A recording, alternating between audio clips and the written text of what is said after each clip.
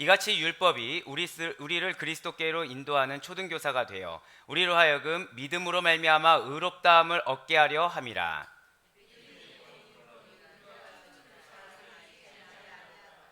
너희가 다 믿음으로 말미암아 그리스도 예수 안에서 하나님의 아들이 되었으니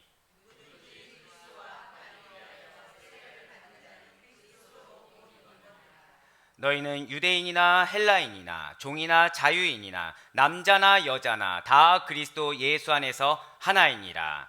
너희가 그리스도의 것이면 곧 아브라함의 자손이요 약속대로 유업을 이들 자이니라. 아멘. 할렐루야.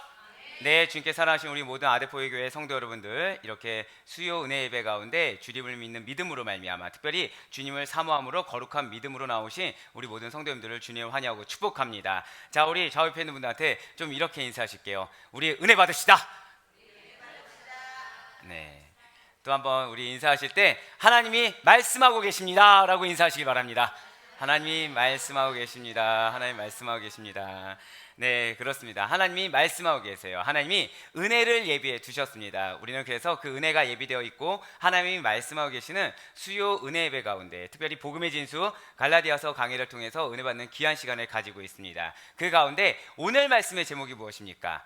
바로 그리스도와 예, 그렇습니다. 저는 여러분들이 스크린을 보고서 대답하지 않았다고 좀 믿고 있어요. 뻔뻔해라. 네.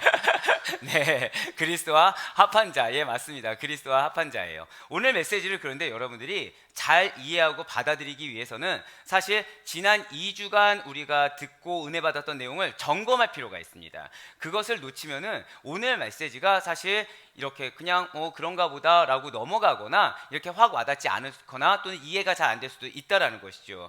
지난 2주 동안 여러분들이 은혜 받으신 내용과 오늘 말씀의 주제 메시지가 연결되기 때문에 지난 2주간의 내용을 다시 한번 더 복기할 필요가 있다라는 것입니다. 먼저 아브라함 언약이라는 것은 영원하다고 말씀드렸어요. 그 뒤에 율법이 왔다는 거죠. 아브라함 언약이 먼저 오고 그 뒤에 율법이 왔는데 이 아브라함 언약은 영원하기 때문에 처음 하나님께서 아브라함의 절대로 고백하실게요. 믿음을 보시고, 그렇습니다. 아브라함의 믿음을 보시고 약속해 주셨다는 거예요. 그러니까 언약을 무엇을 보고 주셨다고요?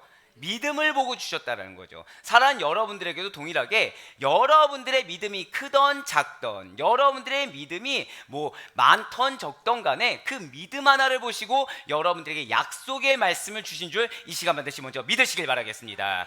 예, 그렇기 때문에 그렇게 하나님이 아브라함의 믿음을 보시고 약속해 주신 언약이라는 것은 그 뒤에 율법이 와도 그 뒤에 어떠한 세상적인 가치관, 전통, 유전, 그런 습성들이 온다고 하더라도 결코 폐기할 수가 없다라는 거예요. 무엇이 우선이라고요? 믿음을 보고 주신 약속, 그 언약이 우선이고 그것이 전부라는 것이죠.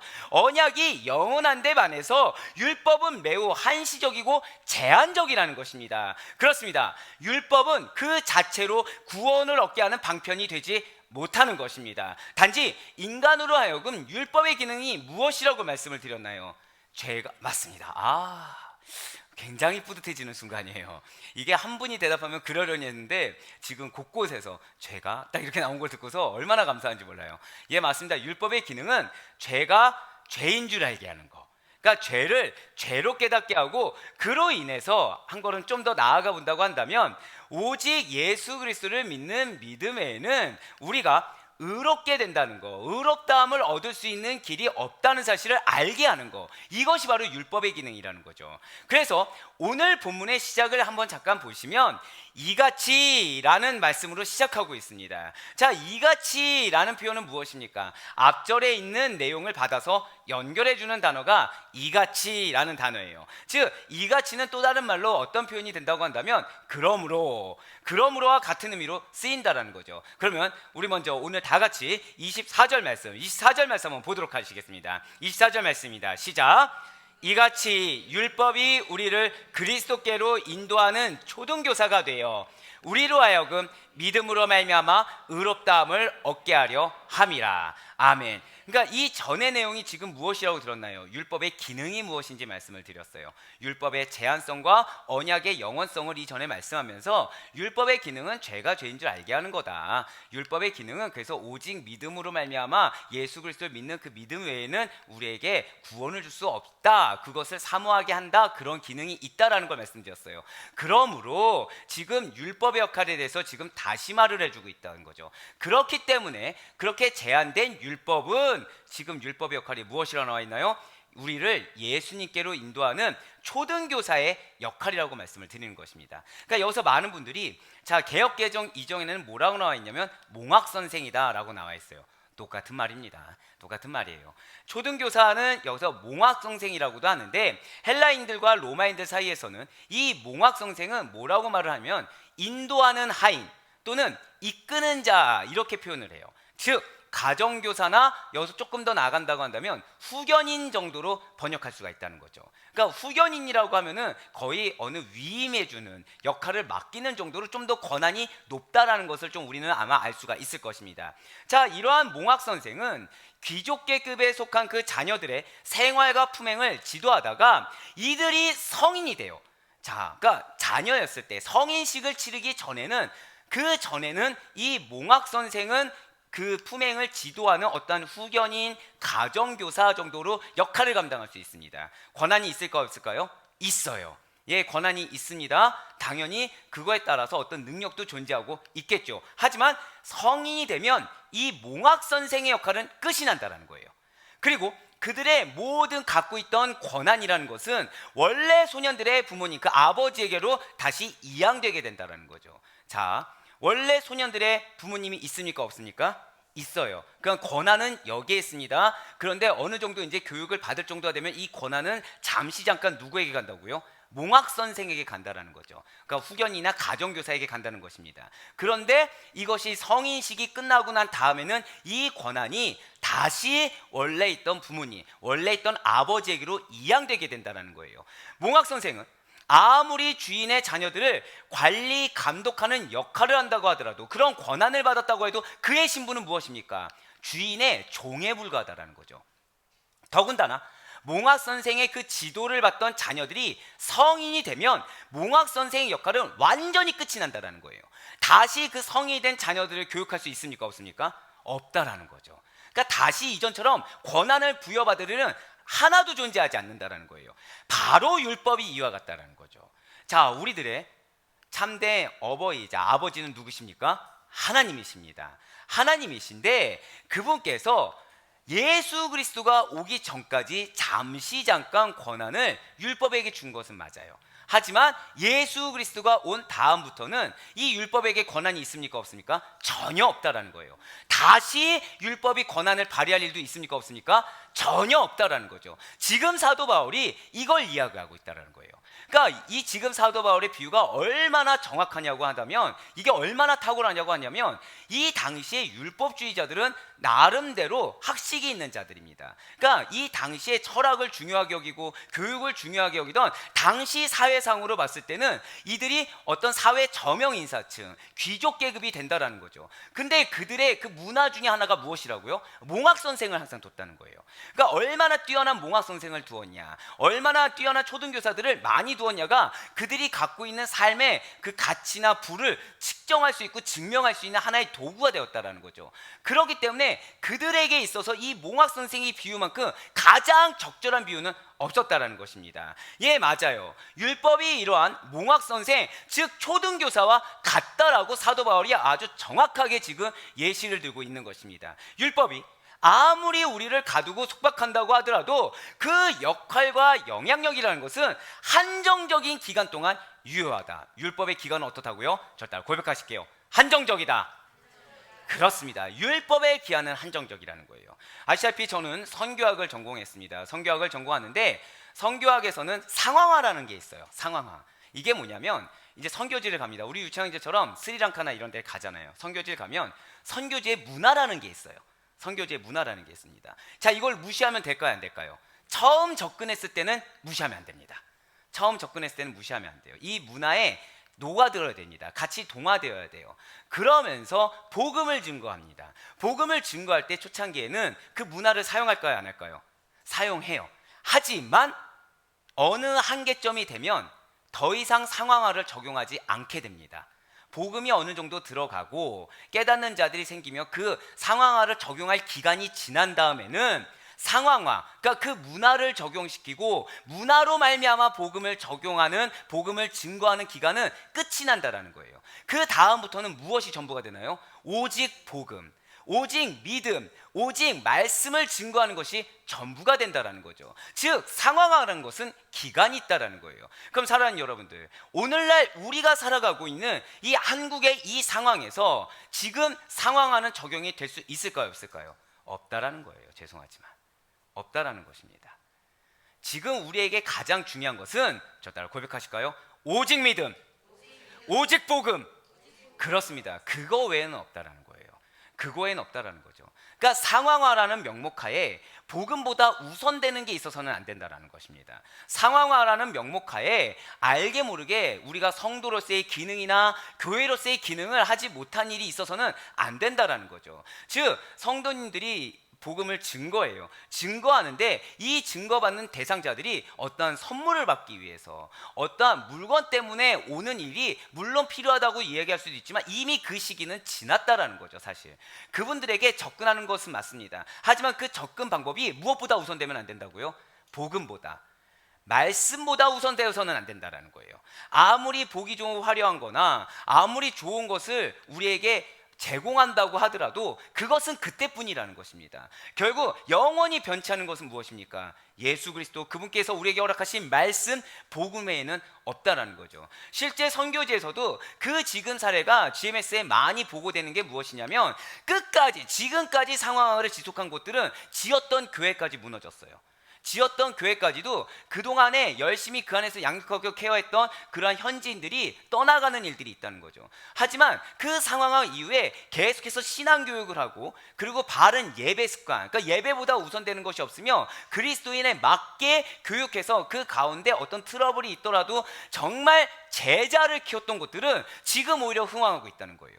오히려 현지인 목회자들이 생겨나고 있다는 거죠. 어떤 차이가 있습니까? 하나님이 허락하신 그 기간을 넘어서까지 인간의 연약함과 인간의 욕심으로 말미암아 상황을 이어간 곳들은 결국 하나님께서 그 가운데서 다시 처음부터 팔 수밖에 없게끔 만드십니다. 하지만 그 시기가 딱 되었을 때 인간적인 연약함이 있을 수 있어요. 물론 인간적인 아쉬움이 있을 수도 있습니다. 하지만 그럴 때, 저 따라 고백하실게요. 결단하고 증거했을 때, 그렇습니다. 결단하고 증거했을 때 오히려 그 잠시 잠깐의 트러블 위에 더 견고해지는 현지 교회를 우리가 목격할 수가 있다라는 것입니다. 할렐루야.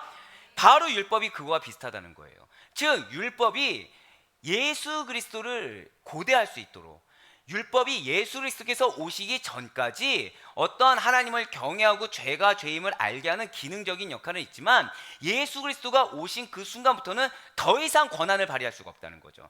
더 이상 어떠한 기능을 발휘할 수가 없다라는 것입니다. 오늘날 우리에게도 마찬가지로 우리에게 어떤 인간적인 전통이나 가치관, 문화가 더 이상 우리의 믿음을 좌지우지할 수가 없다라는 거예요. 우리에게 있어서 가장 전부가 되는 것은 이미 여러분들 안에 성령님이 존재하십니다. 믿으십니까? 그렇기 때문에 그거 이상이 없다라는 거예요. 그 성령님과 나에게 허락하신 그 말씀의 능력 외에 다른 것이 우리를 좌지우지할 수가 없다라는 것이죠. 예수 그리스도를 믿는 믿음 이전까지만 제한적인 역할을 하게 된 것이 율법입니다. 우리가 믿음의 장성한 분량에 이르기까지 잠시 잠깐 우리로 하여금 예수님에 대해서, 하나님에 대해서 알게 하기 위한 그 세상의 가치관과 문화를 뛰어넘는 것이 바로 예수 그리스도를 믿는 믿음이고, 그분이 여러분에게 허락하신 복음이며 오직 주 예수 그리스도의 말씀인 줄 반드시 믿으시길 바랍니다. 그래서 믿음이 온 이후로는 우리가 초등교사의 속박 아래 있지 않아도 된다라는 거예요. 25절 말씀이 바로 그 얘기를 하고 있다라는 거죠. 오늘 본문 25절의 말씀입니다. 믿음이 온 후로는 우리가 초등교사 아래 있지 아니하도다. 아멘. 지금 아까 이 로마 시대 때를 잠시 말씀을 드렸는데, 이러한 초등교사 몽학 선생은 주인의 자녀를 가르칠 때 철저하게 감독합니다.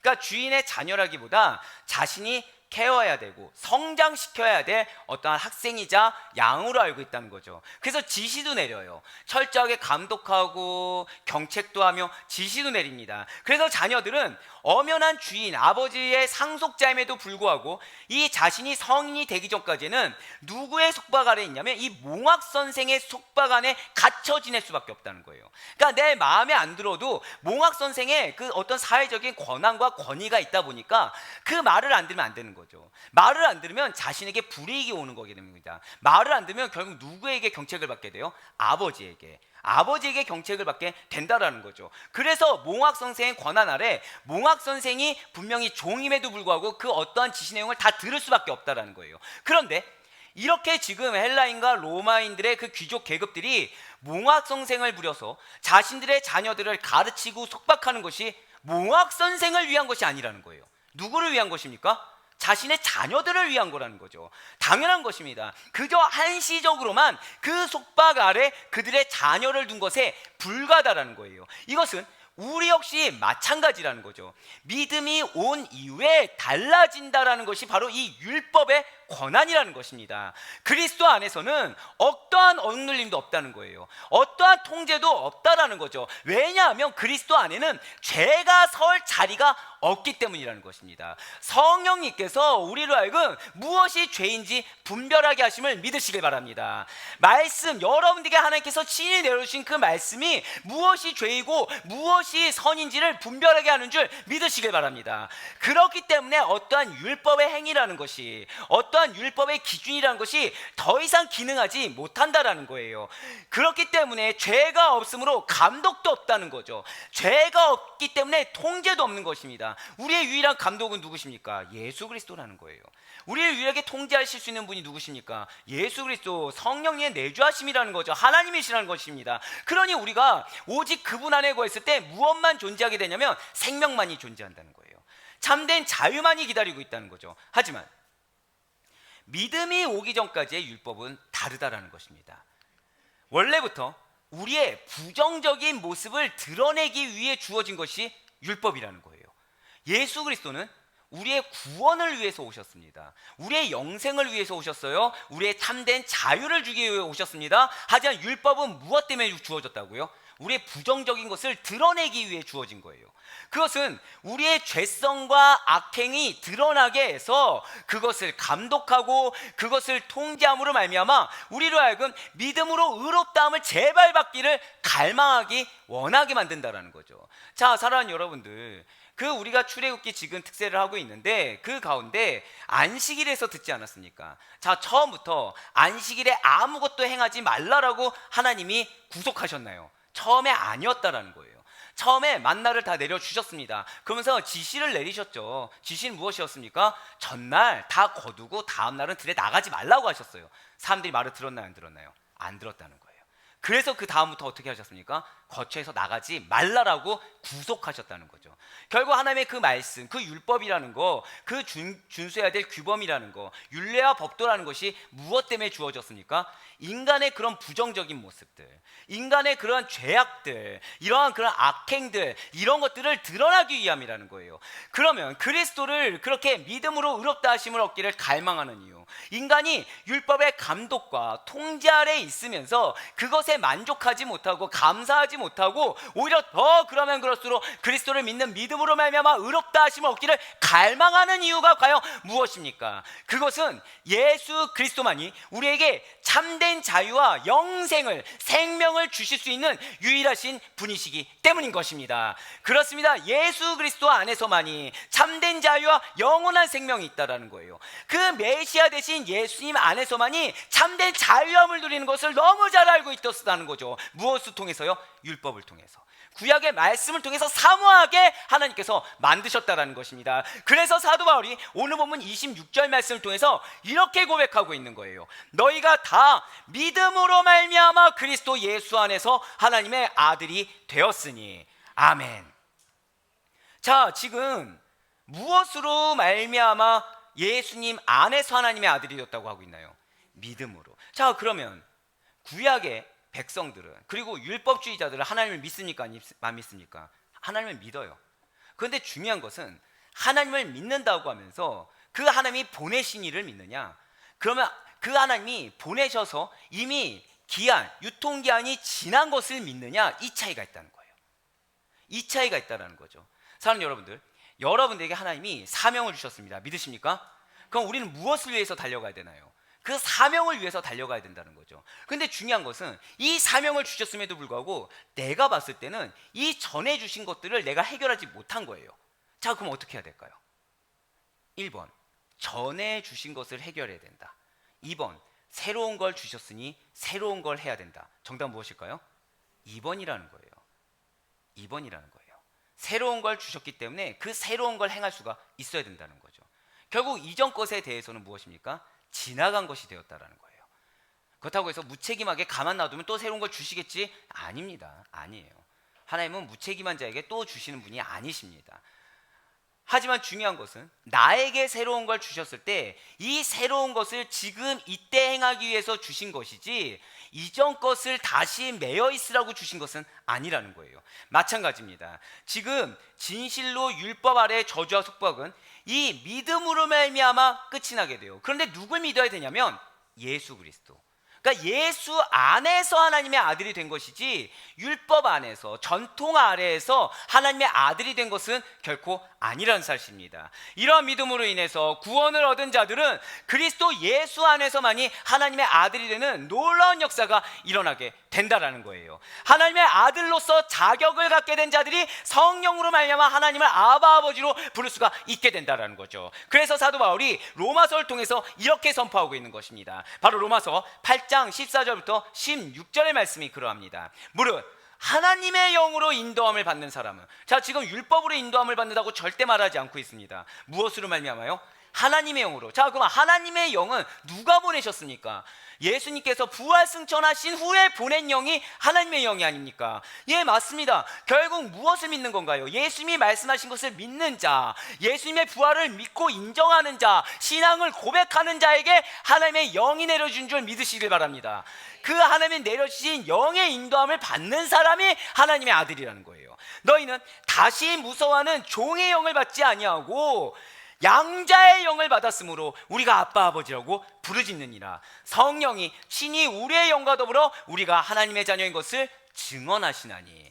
내가 아무리 율법을 부여잡아봤자, 내가 아무리 전통과 이전에 내가 익숙했던 것을 부여잡아봤자 아무도 내가 하나님의 자녀라는 걸 증명해 줄 수 없다는 거예요. 하지만 여전히 불완전하고 여전히 패역하며 여전히 완악한 나임에도 불구하고 하나님을 믿는 믿음이 있다고 한다면 최소한 성령님께서 절 따라 고백하실게요. 나를 보증해 주십니다. 그렇습니다. 나를 보증해 주신다라는 거죠. 내가 익숙한 것들은 나를 보증해 줄 수가 없어요. 내가 익숙해서 붙잡고 싶었던 그런 전통과 가치관과 기준들은, 세상적인 그러한 것들은 나를 보증해 줄 수가 없어요. 누구 앞에서요? 하나님 앞에서. 그러니까 내가 아무리 인간을 바라보고 열심히 한다고 해도 하나님이 그것을 나는 너가 나를 위해 생했다고 하지만 나 알 수가 없어라고 하는 이유는 아무도 그거를 증언해 주지 못하기 때문이라는 거죠. 하지만 내가 믿음으로 말미암아 그 누가 알아주지 않는다고 해도 믿음으로 인내했어요. 믿음으로 꾹 참았어요. 믿음으로 그래도 내가 할 도리를 다 했어요. 열심을 했어요. 그랬을 때 최소한 가족이 몰라주고 친구가 몰라주고 동역자들이 몰라준다고 하더라도 최소한 하나님 앞에서 누가 대신 증언을 해주십니까? 내 안에 계신 성령님께서, 예수님께서 증언을 해주신다라는 거죠. 믿으십니까? 그렇습니다. 지금 그 말씀을 하는 거예요. 예수 그리스도를 믿는 믿음으로 말미암아 우리를 증언해 주시고 우리를 보증해 주시는 성령님께서 하나님의 아들이 되는 놀라운 자격을 얻을 수 있도록 도와주고 계시다는 거죠. 우리를 증언해 주고 계시다는 거예요. 우리가 천국 백성이 된 거, 그렇기 때문에 다른 것이 아닌 것입니다. 우리가 너무나도 당연시하게 여기는 믿음, 그 믿음으로 말미암아 하나님께서 우리를 당신의 아들로, 당신의 자녀로 삼아주신 줄 이 시간 반드시 확신하시길 바라겠습니다. 그래서 사도 요한 역시도 이에 대해서 이렇게 동일하게 선포하고 있는 거예요. 요한복음 1장 12절의 말씀입니다. 영접하는 자, 곧 그 이름을 믿는 자들에게는 하나님의 자녀가 되는 권세를 주셨으니. 아멘. 진실로 우리가 예수 그리스도를 믿게 되면 그리스도의 영이 우리 안에 내주하심으로 말미암아 우리는 그리스도와 하나가 된다는 거예요.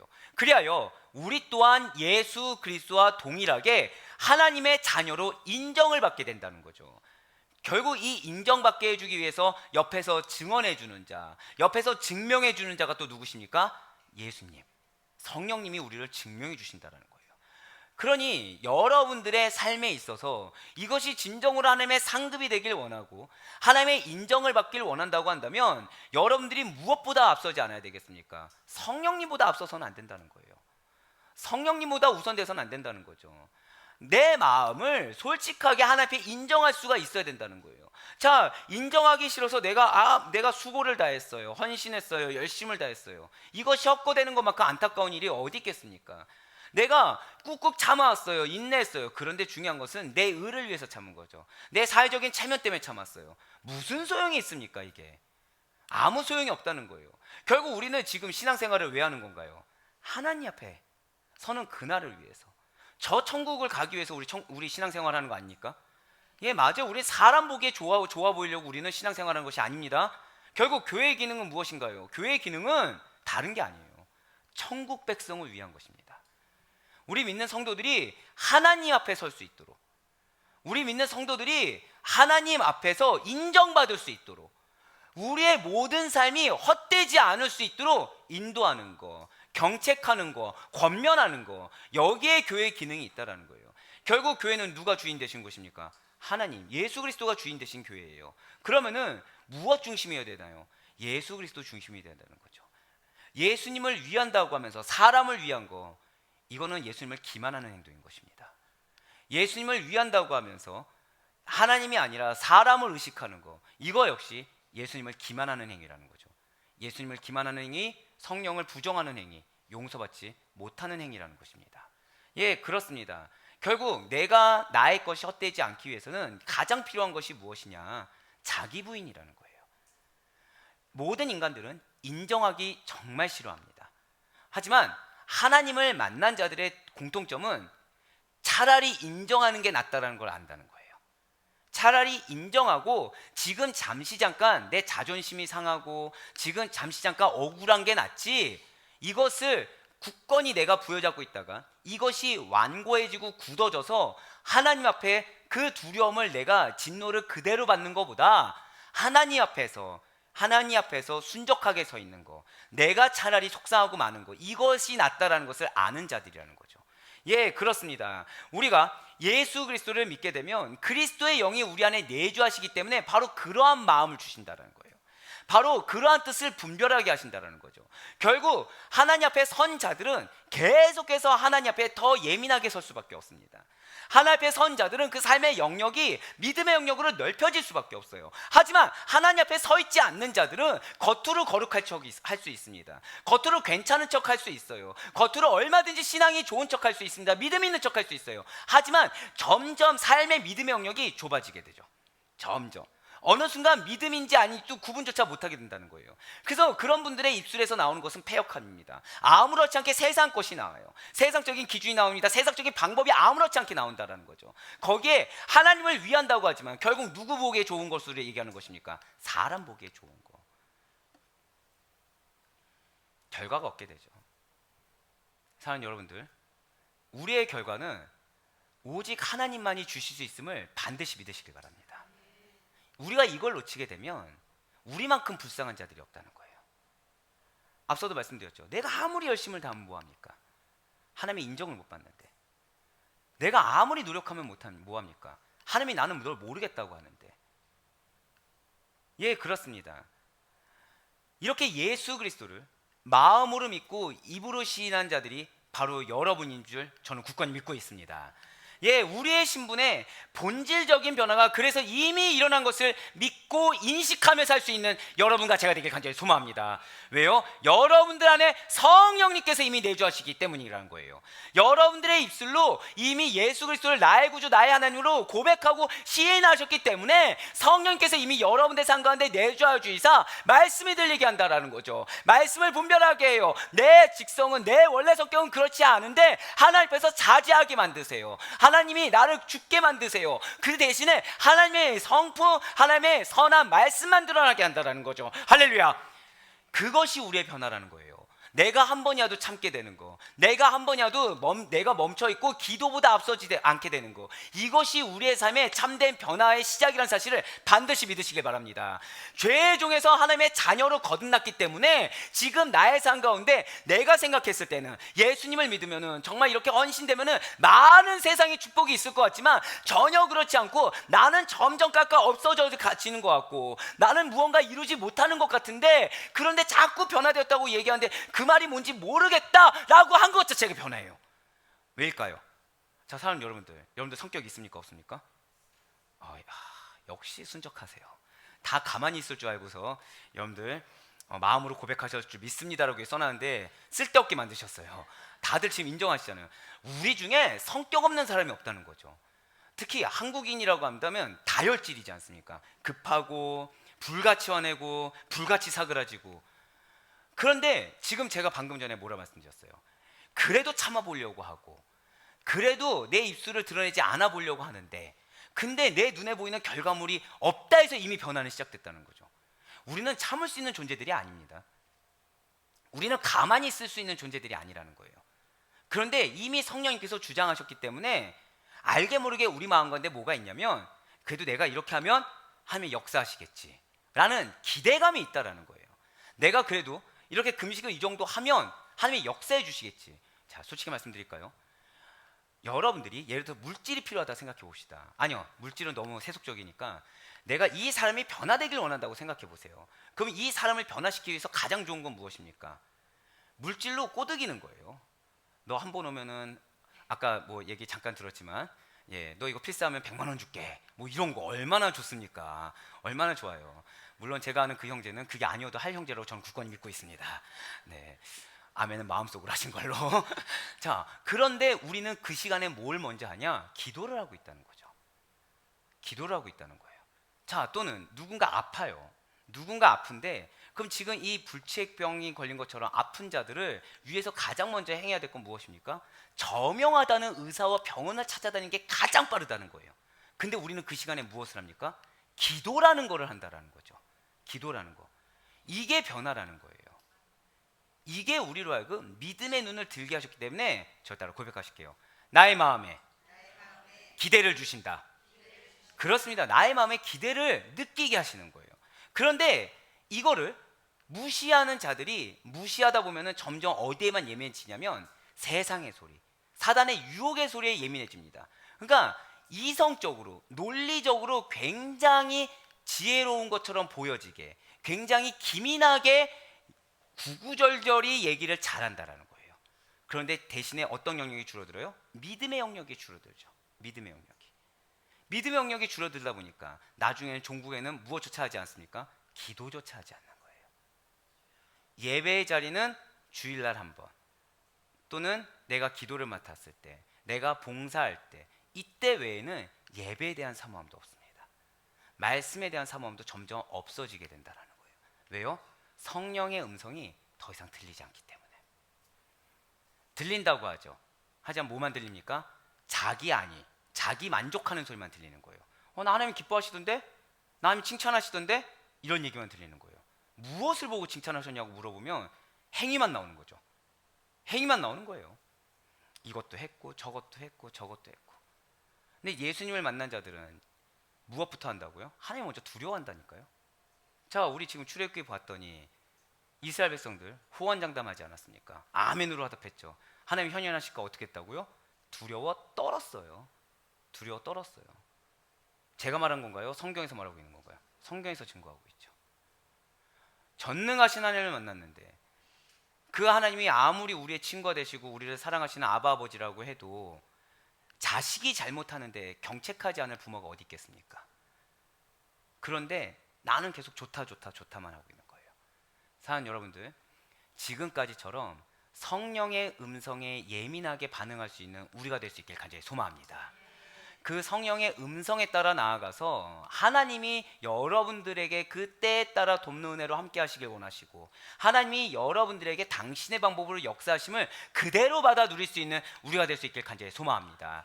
그렇기 때문에 내가 원하는 결과물이 하나님의 역사라고 내가 판단해서는 안 된다는 거예요. 저 따라 고백하실게요. 이미 역사하고 계십니다. 아멘. 그 사실을 믿으셔야 된다는 거예요.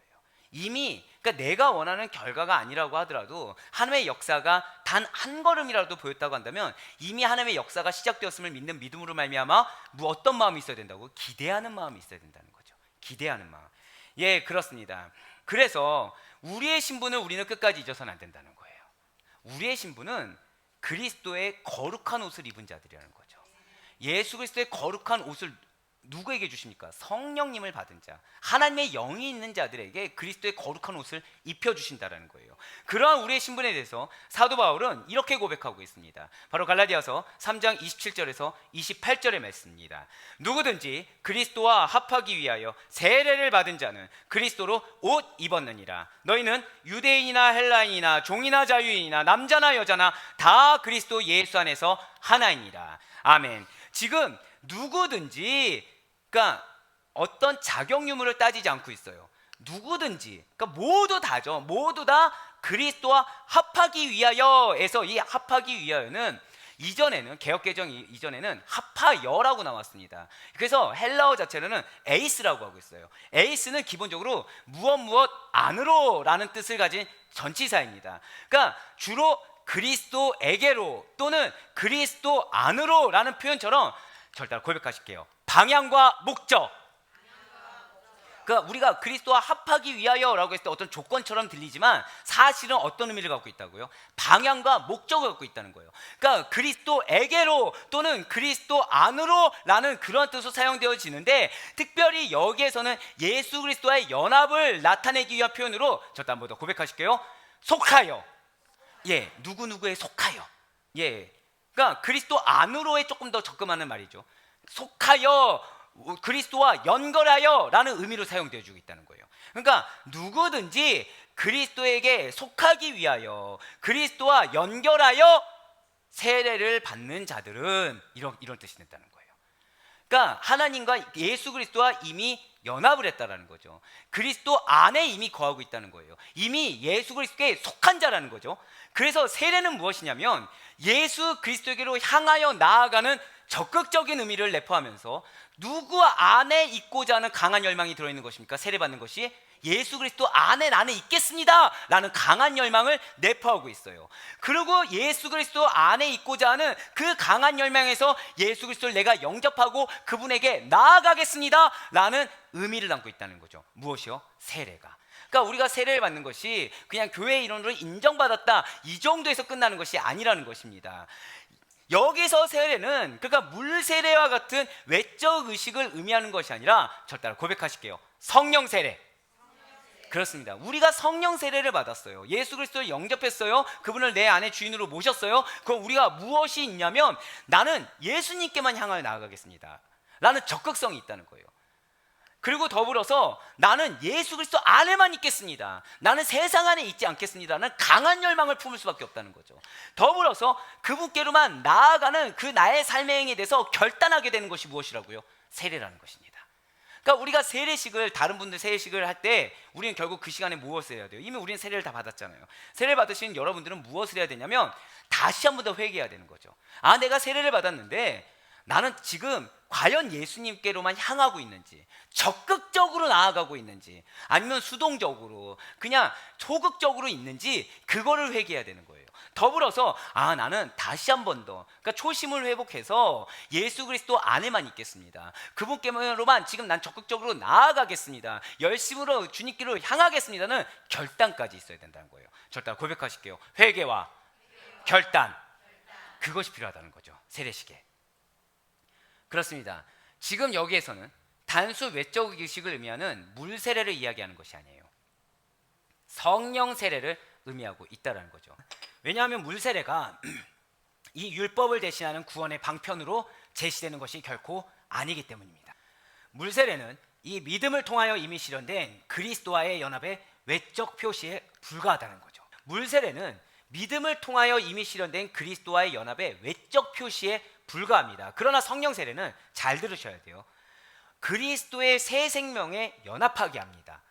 그리고 성령 세례는요, 하나님의 자녀로서의 삶의 변화를 발생시켜요. 자, 첫 번째가 무엇이라고요? 그리스도의 새 생명에 연합하게 해요. 그리고 두 번째가 무엇입니까?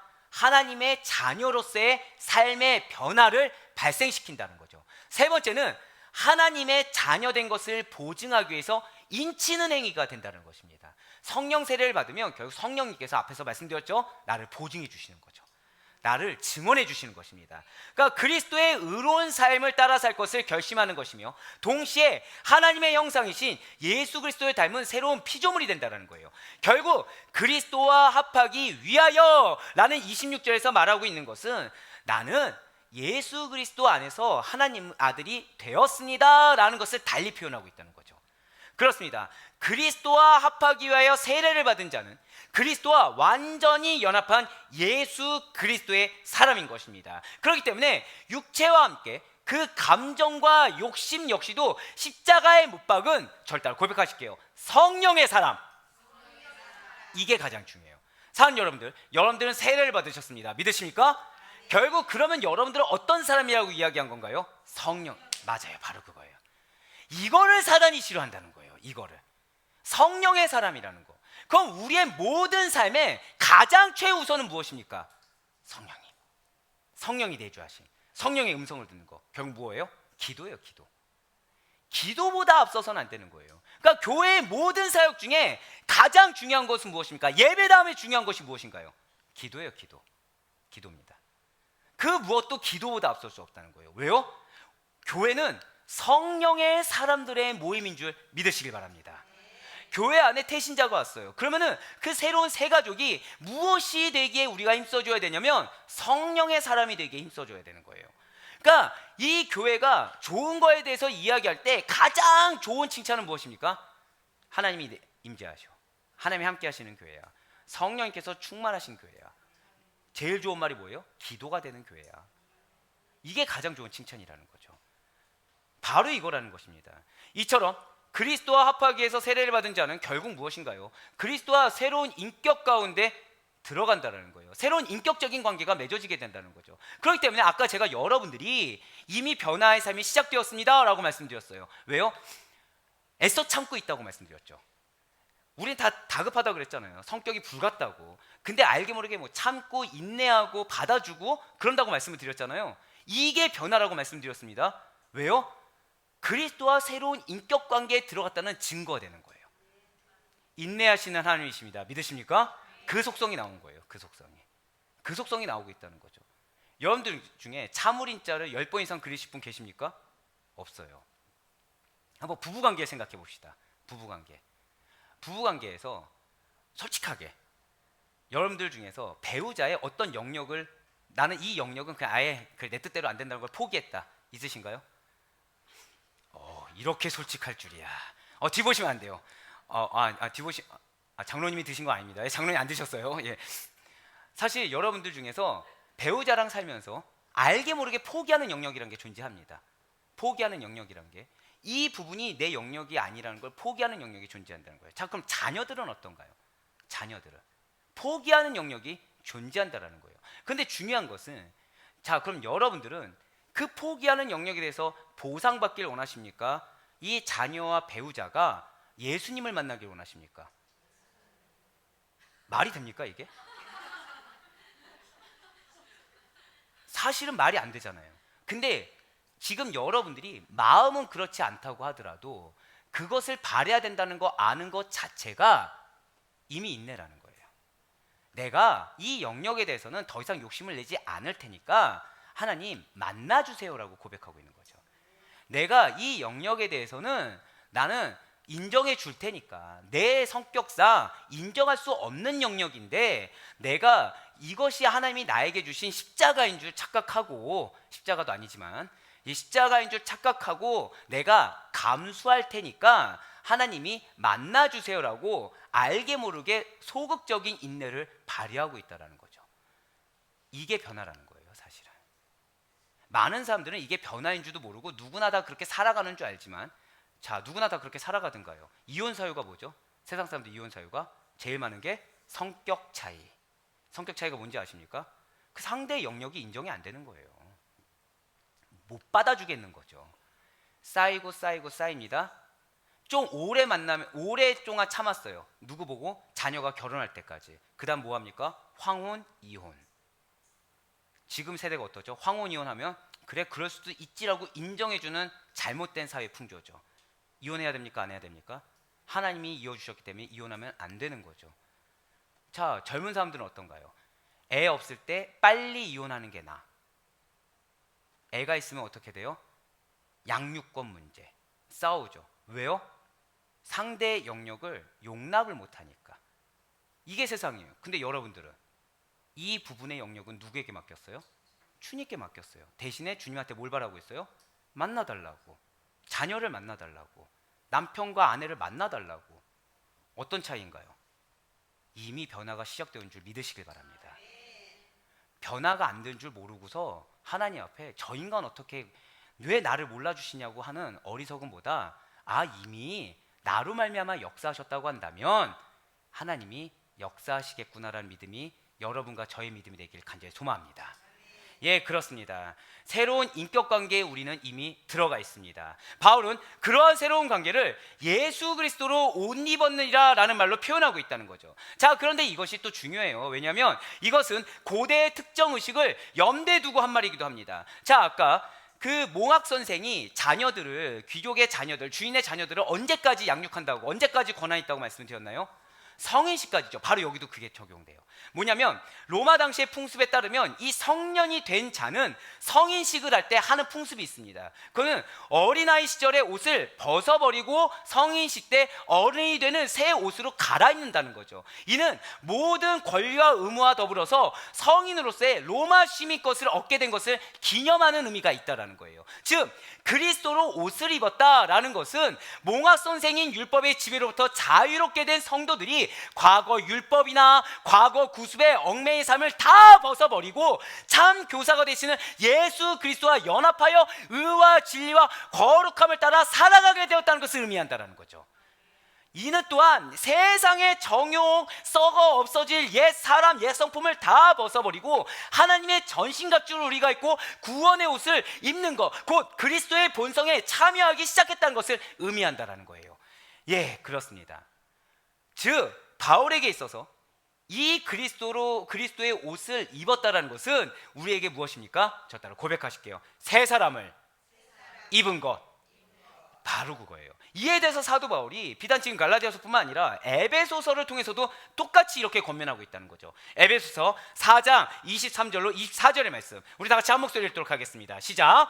오직 너희의 심령이 새롭게 되어 하나님을 따라 의와 진리의 거룩함으로 지으신 바 같은 새 사람을 입으라. 아멘. 자, 지금 말씀 보세요.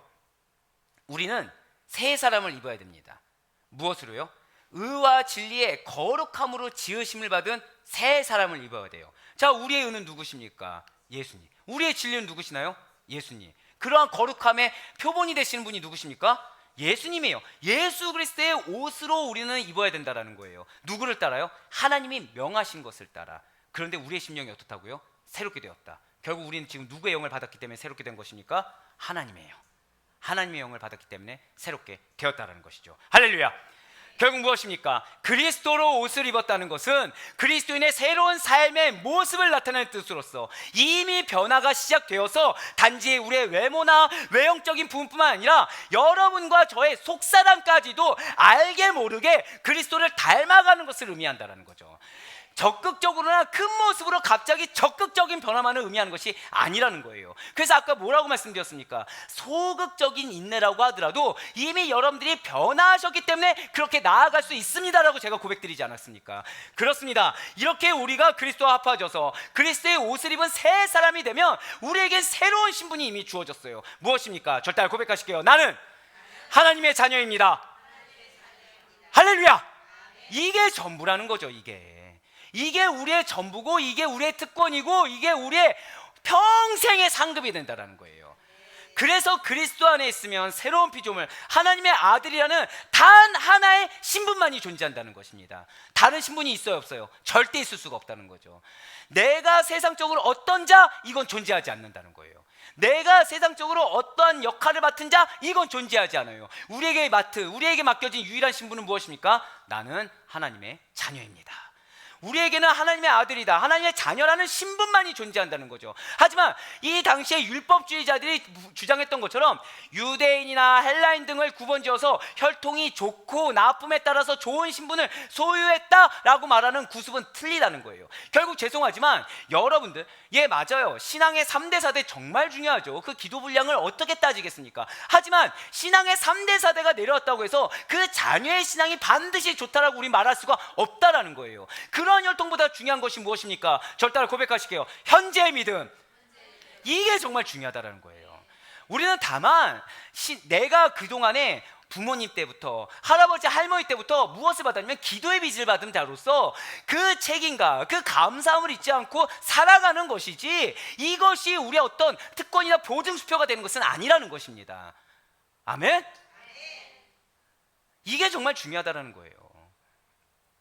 이거를 놓쳤을 때 자녀들의 믿음이, 그래도 우리가 신앙의 3, 4대인데 내 자녀가 그래도 이 정도는 해주겠지라는 잘못된 착각을 한다는 거예요. 그 자녀가 막 120년을 신앙생활한 거 아니잖아요. 그 자녀가 할머니 할아버지 때부터 살아 숨쉬어가지고 같이 신앙생활한 거 아니잖아요. 자녀가 15살이면 기껏 몇 년 동안 신앙생활한 겁니까? 15년인데 15년도 채 아니죠. 왜냐면 자기가 지금 어떤, 그러니까 좀 인격적으로 주님을 직접 만난 그 연수는 그러니까 굉장히 작을 테니까 그거를 인지할 수 있어야 됩니다. 하지만 많은 부모님들이 신앙의 3, 4대를 주장하는 이유가 무엇인지 아십니까? 사실은 내 믿음이 연약해서요. 내 믿음. 그럼 그 가정의 자녀의 신앙이 견고해지기 위해서 무엇이 가장 필요할까요? 저를 따라 고백하실게요. 지금 내가, 이게 가장 필요해요. 이게 지금 내가 예수님을 깊이 있게 만나는 거, 지금 내가 신앙적으로 견고해지는 게 필요한 것이지 몇 년을 쌓아왔다, 이 뒤에 숨지 않을 수 있는 우리가 되길 간절히 소망합니다. 다만 그런 건 있을 수 있어요. 부모님 때부터, 할머니 할아버지 때도 내려오는 기도의 분량은 하나님이 아십니다. 이거는 무시할 수는 없겠죠. 하지만 우리는 이거 뒤에 숨어서는 안 된다는 거예요. 지금 내가 견고히 서야 됩니다. 지금 내가 채움받아야 됩니다. 지금 내가 회복되어야 되고 지금 내가 성장해야 되는 영적 책무가 있다는 사실을 반드시 놓치지 마시길 바라겠습니다. 그런데 이 영적 책무는 우리라서가 아니에요. 모든 성도에게 주어진 책임이라는 거죠. 모든 성도에게 주어진 하나님의 사명이라는 것입니다. 예, 그렇습니다. 지금 믿음으로 구원을 받아 예수 그리스도와 합한 자들에게는 우리 율법주의자들의 주장처럼 어떤 인간의 유전을 주장하고 인간의 신앙의 대수를 주장하는 자들의 주장은 잘못됐다라는 거예요. 진실로 그리스도 안에 있는 새로운 피조물, 그리스도와 완전히 하나로 합혀진 자들은 종과 자유인의 구분이, 세상의 어떠한 차별이 무색하다라는 거죠. 왜이겠습니까? 그리스도 안에서는 종과 자유인의 차이들이, 세상적인 조건들이 아무런 의미가 없기 때문이라는 것입니다. 예수 그리스도께서는 자유인과 종을 다르게 대한다든지 종을 하대한다든지 아니면 자유인만 높인다든지 하시는 일이 전혀 없기 때문에 그리스도와 합한 자들은 자신이 자유인이다 해서 으스댈 필요도 없고 종이라고 해서 위축될 필요도 없다는 거예요. 남자와 여자의 차별, 부족한 자와 많이 가진 자, 건강한 자와 연약한 자의 차이, 이러한 것들 또한도 그리스도 안에서 하등 소용이 없다는 거죠. 사랑하는 여러분들 잘 들으시길 바랍니다. 인종이나 신분이나 성별의 차이에 상관없이, 인간적인 어떤 능력이나 명예에 상관없이 오직 믿음이라는 공통분만만 있다고 한다면 예수 안에서 누구든지 하나는 사실을 반드시 믿으시길 바랍니다. 예수 안에서 하나 된 성도들이 갖는 유일한 신분은, 저를 따라 고백하실까요? 하나님의 아들. 이게 우리의 유일한 신분이에요. 바로 이것을 사도 바울이 강력하게 선포하고 있다는 거죠. 오늘 보면 28절 말씀 보시길 바랍니다. 너희는 유대인이나 헬라인이나 종이나 자유인이나 남자나 여자나 다 그리스도 예수 안에서 하나이니라. 아멘. 그렇습니다. 우리는 그리스도 안에서 새로운 신분, 어떤 신분이요? 하나님의 아들, 하나님의 자녀라는 신분을 얻었어요. 지금 여러분들 옆에 앉아 계신 분들을 보세요. 옆에 앉아 계신 분이 누구십니까? 앞과 뒤를 보세요. 앞과 뒤에 계신 분들은 또 누구십니까? 모두가 다 하나님의 자녀인 줄 믿으시길 바랍니다. 그러면 나 자신은 누구입니까? 나도 하나님의 자녀라는 거죠. 맞습니다. 우리에겐 그러한 공통분모가 있어요. 교회가 하나 되길 원하십니까? 가족이 하나 되길 원하십니까? 이 공통분모 하나만 주장하시면 돼요. 우리는 모두 다 하나님의 자녀입니다. 하나님 안에서 모이면 된다는 거예요. 자, 하나님이 우리에게 뭘 바라신다고요? 거룩한 믿음. 그건 교회는 무엇을 위해서 모이면 돼요? 거룩한 믿음을 위해서. 그건 교회에서 메시지가 선포될 때 빠지지 않아야 되는 메시지는 무엇입니까? 회개. 거룩해지기 위한 회개. 결국 그러면은 거룩한 믿음 안에서 하나 된다는 것은 무엇이 가장 중요한 거예요? 말씀이 가장 중요해요. 기도가 가장 중요한 거예요. 찬양이 가장 중요한 것입니까? 결국 무엇이 가장 중요해요? 예배가 가장 중요해요. 철저한 예배, 풍성한 예배, 이것이 가장 중요하다는 거죠. 담임 목회자의 사명은 무엇입니까? 목회자의 사명은 은혜 받게 하는 거, 말씀으로 은혜 받게 하는 거, 그래서 예배에 대한 기대감이 생기게 하는 거, 말씀을 통해 여러분들이 찔림 받게 하는 거, 그래서 예배 가운데 하나님이 나에게 어떤 메시지 줄까 기대감을 갖게 하는 거, 이게 목회자의 사명입니다. 다른 게 아니에요. 그럼 성도의 사명은 무엇일까요? 저 따라 고백하실게요. 말씀을 반드시 먹어야 합니다. 이러한 사명이 있어요. 항상 드리는 말씀이 있죠. 10가지 메시지 중에 비복음이 9개가 있을 수 있습니다. 하지만 한 가지가 복음이에요. 그럼 하나님은 그 한 가지를 먹기 위하는 마음으로 세우게 하세요. 그렇다고 제가 9가지 비복음을 전하겠다는 건 아닙니다. 아마 그 전에 하나님이 저를 치실걸요. 아마 지금도 뭐 정신 못 차리겠는데 지금. 성도의 사명을 놓치지 마시라는 거예요. 성도의 사명은 말씀을 먹어야 됩니다. 그래서 저는 말씀을 준비하기 전에 누가 제일 먼저 은혜 받는다고요? 제가 먼저 은혜를 받아요. 제가. 그러니까 그 은혜를 놓치지 못하는 거죠. 우리의 공통부모는 하나님의 아들이라는 신분입니다. 세상에서 쓰는 용어 중에 신분 세탁이라는 말이 있어요. 자신의 과거를 지우기 위해서 이러한 신분 세탁이라는 걸 한다는 거죠. 국어사전을 보면 정당하지 못한 방법으로 기존의 신분을 버리고 새로운 신분으로 탈바꿈하는 것, 이것을 신분 세탁이라고 합니다. 그런데 아무리 치밀하고 아무리 정교한 계산을 가지고 신분 세탁을 한다고 하더라도 그들이 바꿀 수 없는 것이 있다는 거죠. 그것은 본래 가지고 있는 그 신분의 속성, 그 성품의 속성은 못 바꾼다는 거예요. 그러니까 속사람은 못 바꾼다는 거죠. 그러니까 아무리 신분 세탁을 한다고 해도 자신이 원래 갖고 있는 성향은 드러날 수밖에 없다는 것입니다. 본인이 원래 가지고 있는 습성과 행태는 그냥 드러낸다는 거예요. 하지만 예수 그리스도와 합하여 세례를 받은 자들, 그리하여 새로운 신분, 하나님의 자녀라는 새로운 신분을 받은 자들은 다르다는 거죠. 새롭게 거듭나게 됩니다. 새롭게 태어나게 돼요. 그래서 과거에 예수 그리스도와 합하지 않았던 때는, 우리가 거듭나지 못할 때는 이 썩어질 구습을 따라 살다 보니까 그것이 이상한 줄도 모르고 그냥 그게 맞는 것처럼 행하다 보니까 우리의 결국은 멸망뿐이었다는 거죠. 하지만 이제는 다르다는 것입니다. 아브라함의 자손으로서 그 약속대로 유업을 얻을 자격을 주어주셨습니다. 믿으십니까? 그래서 사도 바울이 이에 대해서 확신 있게 우리에게 선포하고 있다는 거예요. 오늘 본문 마지막 절인 29절 말씀을 우리 다 같이 큰 목소리로 읽도록 하겠습니다. 시작!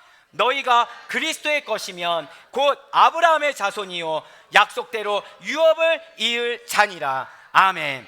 진실로 우리는 영적으로 아브라함의 자손입니다. 하나님의 약속대로 유업을 이을 자가 바로 여러분과 저라는 거예요. 여기서 유업을 이을 자라는 거는 하나님 나라의 영원한 축복에 참여할 자. 할렐루야. 너무 감사하지 않습니까? 영원한 축복에 참여할 자가 여러분들이라는 거예요. 그래서 여러분들이 믿음만 있다고 한다면 여러분들은 축복된 민족입니다. 믿으십니까? 그 믿음의 분량에 합당하게 하나님은 반드시 축복을 주신다는 거죠. 왜요? 유업을 이을 자가 하나님 나라의 그 영원한 축복에 참여한 자라는 뜻이기 때문이에요.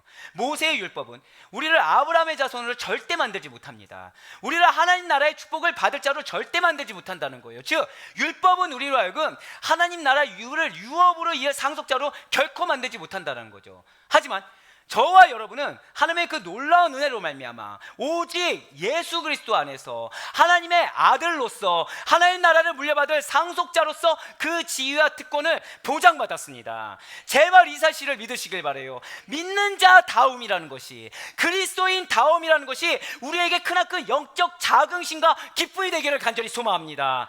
믿음에 대한 확신과 영적 자부심이 없는 자들은 언제나 현실과 개인적인 감정을 결부시켜서 그 기준으로 생각하고 그것을 계획하며 이해해버려요. 하지만 주님에 대한 확신과 믿음이 전부인 자들은 오직 예수 그리스도에 향한 믿음이 그 담대함의 근원이 된다는 거죠. 삶에 있어서 믿음으로 말미암은 그 변화와 주님에 대한 확신이 당연하고도 떳떳하게 나아가는 원동력이 된다는 것입니다. 언제나 하나님 기준 말씀 중심의 삶을 사는 것이 특별한 것이 아니라 당연하다 보니까 하나님이 나에게 이런 마음 주셨어, 하나님 나를 이렇게 변화시켰어라는 간증이 아무렇지 않게 나온다는 거예요. 그 이유가 무엇이겠습니까? 우리가 하나님의 아들이라는 그 놀라운 지위와 특권을 은혜로 받았습니다라는 사실이 믿음으로 말미암아 확고히 있기 때문이라는 사실을 믿으시길 바라요. 그리고 그런 은혜를 주신 주님께서 지금 이 순간도 절대 고백하실게요. 나와 동행하십니다. 그렇습니다. 나와 동행하고 계시고 인도하고 계시며 그 가운데 우리가 연약하다 보니까 그래도 상처받는 우리의 마음을 친히 위로하여 주고 계시고 확신을 주고 계심을 믿으시길 바랍니다. 이러한 말씀이 들리자 주님의 마음이 느껴짐이 자녀이기 때문에 받는 특권이자 은혜임을 믿으시길 바라요. 제가 여러분들에게 가장 좋은 말씀은, 가장 기분 좋은 말씀은 목사님 말씀이 들려요, 이게 가장 좋아요. 왜인지 아십니까? 이게 자녀이기 때문에 받는 특권임을 증거하고 계세요. 사랑 우리 아대표교회 성도 여러분들, 오늘 사도 바울은 본문 말씀을 통해서 우리에게 무엇을 말하고 싶은 것입니까? 지난 2주간의 말씀과 계속 이어지는 말씀이에요. 아브라함의 언약은 영원하며 훗날 주어진 율법이 그 언약을 폐기하지 못한다고 했어요. 우리에게 하나님의 약속보다, 믿음보다 더 중요한 것이 없다고 지금 계속해서 사도 바울은 강조하고 있다는 거죠. 그렇다면 율법은 왜 주어진 것이라고 말씀드렸습니까? 인간의 범죄 때문에 주어진 율법은 그 인간의 죄를 깨닫게 하고 예수 그리스도가 오시기 전까지 초등교사, 몽학 선생의 역할을 감당했다는 거예요. 바로 이겁니다. 율법은 믿음이 오기 전까지 인간을 죄 아래에 가두었습니다. 그래서 인간은 예수 그리스도를 사모할 수밖에 없고 구원의 열망이 더더욱 커져갈 수밖에 없다라는 거예요. 그러나 이제 믿음이 온 후로는 초등교사로서의 율법의 역할은 종료되었다는 것이죠.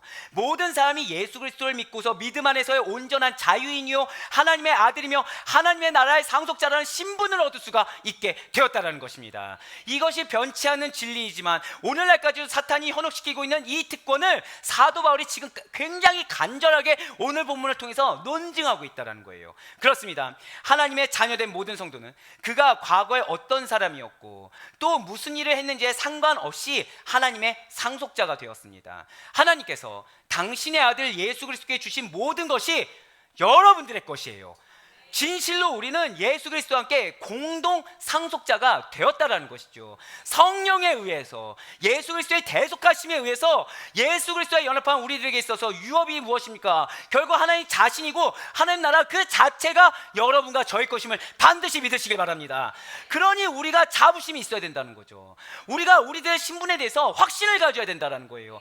그 어떤 누구도 하나님의 허락하심이 없으면, 하나님의 은혜가 없다며 한다면 이러한 우리의 신분을 가질 수도 없고 보장받을 수도 없다라는 거예요. 그러나 우리는 이러한 특권을 허락받았습니다. 그러니 흔들림 없이 율법이 아닌, 정확히는 세상이나 익숙한 인간의 경험이나 전통이 아니라, 인본주의가 아니라 오직 믿음만을, 오직 예수 그리스도만을, 오직 성령의 내주하시는 음성보다 앞서지 않으며 주님만을, 말씀만을 붙들고 나아갈 수 있는 여러분과 제가 되길 간절히 소망합니다.